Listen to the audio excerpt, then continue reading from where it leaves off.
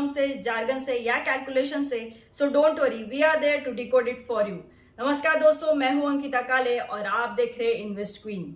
ऐसे बहुत सारे पर्सनल फाइनेंशियल टर्म्स है, जार्गन से, जो अक्सर हम न्यूज़पेपर में पढ़ते हैं या न्यूज चैनल्स पर भी हम देखते हैं, लेकिन फिर भी उनका एग्जैक्ट मीनिंग हमें पता नहीं होता या फिर कुछ ना कुछ कंफ्यूजन जरूर होता है। इसलिए हमने सोचा क्यों ना इस तरीके के जार्गन्स को आप तक पहुंचाया जाए आसान शब्दों में। आज का ये video it is all about net asset value. इस वीडियो में हम देखेंगे व्हाट इज एनएवी, फिर हम देखेंगे एक एग्जांपल से कि एनएवी को हम बेहतर समझ पाए, और फिर आखिरी का पार्ट बहुत important, as an investor NAV की ऐसी क्या क्या बातें हैं जो आपको समझना या फिर आपको पता होना बहुत ही जरूरी है।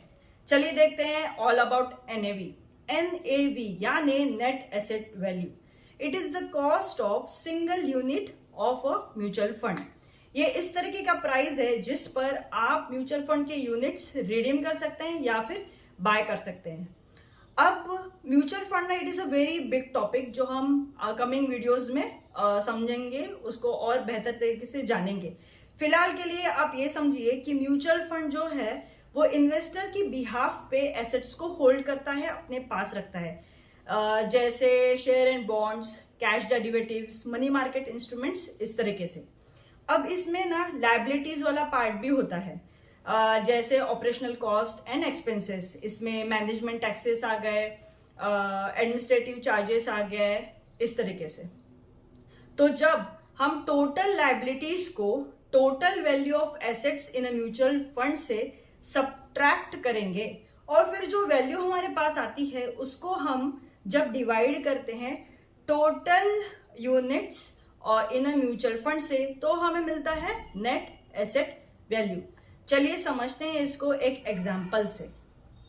चलिए मान लीजिए कि टोटल वर्थ ऑफ एसेट्स जो म्यूचुअल फंड का है वो है 20 करोड़, टोटल लायबिलिटीज है 50 लाख का और टोटल नंबर ऑफ यूनिट्स है 20 लाख का।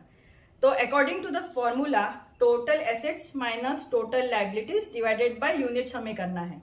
तो 20 crore minus 50 lakh divided by 20 lakhs, तो आता है 97.5 रुपीज। तो इसका मतलब ये हुआ कि अगर आप 10,000 रुपए डाल रहे हो म्यूचुअल फंड में तो आपको यूनिट्स जो है वो कितने मिलेंगे, 102.5 यूनिट्स मिलेंगे और एट एन एनएवी ऑफ 97.5, ठीक है।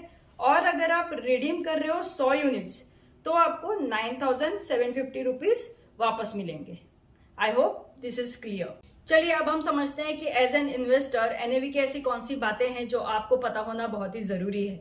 हमारा पहला सवाल, when it is declared. NAV is declared at the end of the day, क्योंकि जो वैल्यू ऑफ स्टॉक्स है वो मार्केट खत्म होने के बाद यानी 3:30 बजे ही हमको पता चलती है। अनलाइक शेयर्स एंड स्टॉक्स जिनकी value it varies every minute every second, NAV varies on daily basis और वो डिस्प्ले हो जाती है एमफी के साइट पे या म्यूचुअल फंड के साइट पे रात को 11 बजे के पहले, जो आप चेक कर सकते हैं।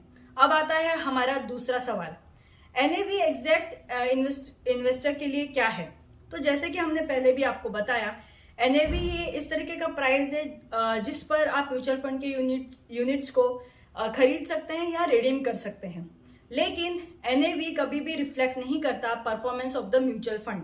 हालांकि आप एनएवी के हेल्प से म्यूचुअल फंड के पास्ट ग्रोथ को या पास्ट परफॉर्मेंस को ट्रैक कर सकते हैं। फॉर एग्जाम्पल, किसी म्यूचुअल फंड का एनएवी था 10 रुपए और 10 साल में वो हो गया 100 रुपए, तो ये दर्शाता है कि there is an rise, there is a growth, और जो इन्वेस्टर्स हैं वो उसकी बढ़ गए हैं।